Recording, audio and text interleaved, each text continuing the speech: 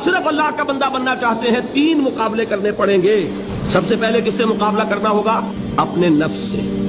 اذان کا وقت آ گیا, اذان سن لی آپ نے, لیکن پھر نفس نے کہا ابھی اور سو, آپ نے کروٹ لی اور کپڑا خوب ٹھیک کیا اور غین ہو گئے.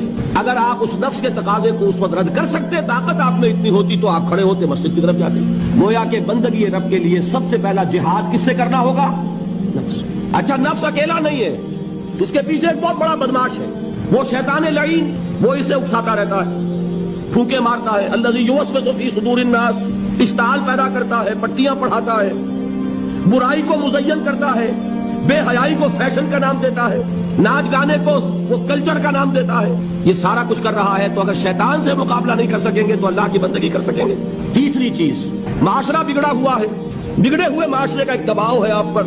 یہ بالکل ایسے جیسے ایک ہجوم ایک طرف جا رہا ہو تو ادھر جانا آسان.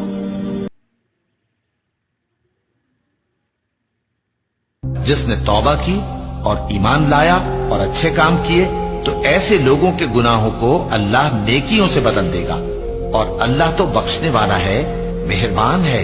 اور جو توبہ کرتا اور عمل نیک کرتا ہے تو بے شک وہ اللہ کی طرف رجوع کرتا ہے. اللہ کی قسم, جب تم پیٹ پھیر کر چلے جاؤ گے تو میں تمہارے بتوں سے ایک چال چلوں گا. پھر ان کو توڑ کر ریزہ ریزہ کر دیا, مگر ایک بڑے بت کو نہ توڑا تاکہ وہ اس کی طرف رجوع کریں. کہنے لگے کہ ہمارے معبودوں کے ساتھ یہ معاملہ کس نے کیا؟ وہ تو کوئی ظالم ہے. لوگوں نے کہا کہ ہم نے ایک جوان کو ان کا ذکر کرتے ہوئے سنا ہے, اسے ابراہیم کہتے ہیں. وہ بولے کہ اسے لوگوں کے سامنے لاؤ تاکہ وہ گواہ رہیں. جب ابراہیم آئے تو بت پرستوں نے کہا کہ ابراہیم, بھلا یہ کام ہمارے معبودوں کے ساتھ تو نے کیا ہے؟ ابراہیم نے کہا, بلکہ یہ ان بڑے بت نے کیا ہوگا. اگر یہ بولتے ہوں تو ان سے پوچھ لو. انہوں نے اپنے دل میں غور کیا تو آپس میں کہنے لگے, بے شک تم ہی بے انصاف ہو. پھر شرمندہ ہو کر سر نیچا کر لیا. اس پر بھی ابراہیم سے کہنے لگے کہ تم جانتے ہو یہ بولتے نہیں. ابراہیم نے کہا, پھر تم اللہ کو چھوڑ کر کیوں ایسی چیزوں کو پوجتے ہو جو نہ تمہیں کچھ فائدہ دے سکیں اور نہ نقصان پہنچا سکیں؟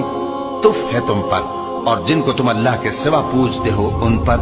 کیا تم عقل نہیں رکھتے؟ تب وہ آپس میں کہنے لگے کہ اگر تمہیں اس سے اپنے معبودوں کا انتقام لینا اور کچھ کرنا ہے تو اس کو جلا ڈالو اور اپنے معبودوں کی مدد کرو. ہم نے حکم دیا, اے آگ سرد ہو جا اور ابراہیم پر سلامتی والی بن جا.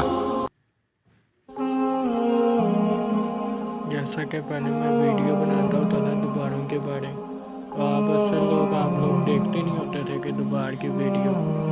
اس کی وجہ سے میں نے جو ساری ویڈیو تھی وہ میں نے ڈیلیٹ کر دی, کیونکہ آپ لوگوں کو سمجھانا ہوتا تھا. جو لوگ مزاروں میں جا کے دعائیں مانگتے تھے, اللہ کو چھوڑ کے کسی اور سے مدد مانگتے تھے, جیسا کہ ہم سب پتہ نہیں ہوتا لوگوں کو, کسی اور سے مدد مانگتے چلے جاتے ہیں.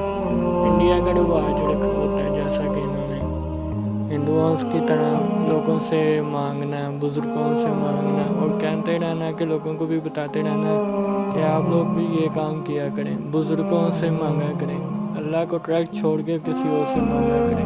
اور یہ کتنا بڑا شرک ہے اور کتنا بڑا گناہ بھی ہے, اللہ کو چھوڑ کے اور کسی اور سے مدد مانگنا. یہ تو ہم سب کو خود چاہیے کہ اللہ کو ماننا چاہیے, تو کسی اور سے مانگنے کی کیا ضرورت ہے. جیسا کہ قرآن پاک اٹھا کے پڑھنا, اس کو اچھی طرح دیکھنا کہ اس کے اوپر کون سے الفاظ لکھے ہوئے ہیں. اگر انسان اپنے آپ کو سدھارنا چاہتا ہے نا, تو انسان سب سے پہلے نماز, قرآن پاک اور اللہ سے سچی توبہ کرے, اور اپنے آپ سے کہ میں شرک سے بچنا چاہتا ہوں, جو یہ میں شرک کر بیٹھا ہوں. اگر آپ لوگ شرک کر بیٹھتے ہیں تو پھر آپ لوگ کہتے ہیں کہ ہم تو اب بچ کے نہیں, معافی نہیں ہوگی ہماری, اب ہم گناہ کر چکے ہیں. تو آپ لوگوں کو پتہ ہے اگر آپ لوگ نام میٹھی لے کے بیٹھ جاتے ہیں نا, یہ بھی بہت بڑا فیصلہ لے بیٹھے ہیں, کیونکہ آپ شیطان کی باتوں میں آ گئے. میں آپ کو اچھا بات دوں, اگر آپ لوگ نماز پڑھیں, اپنے آپ کو روزانہ قرآن پاک اور روزانہ اللہ کا ذکر کریں, یا محمد صلی اللہ علیہ وسلم کا درود پاک پڑھیں. جیسا کہ ہر جمعہ مبارک کو اگر درود پاک پڑھیں گے نا محمد صلی اللہ علیہ وسلم کا, کسی کا ماننا ہے کہ اگر درود پاک پڑھنے سے نا تو اللہ تعالیٰ جلدی سنتا ہے ہر کسی کی آواز.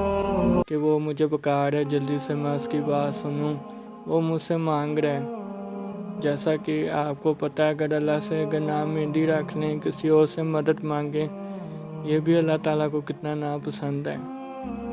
جیسا کہ اب مرنے کے بعد آپ لوگوں کو پتہ ہے آپ کے رشتہ دار، آپ کے گھر والے وہ بھول جاتے ہیں کہ ہمارا کوئی رہنے والا تھا یہاں پر، وہ آپ لوگوں کو ایسے بھول جاتے ہیں، وہ کہتے ہیں ہمارا کوئی نہیں تھا۔ جیسا کہ آپ کی اولادیں بھول جائیں گی آپ کو ہمارا باپ تھا اس دنیا میں یا نہیں تھا۔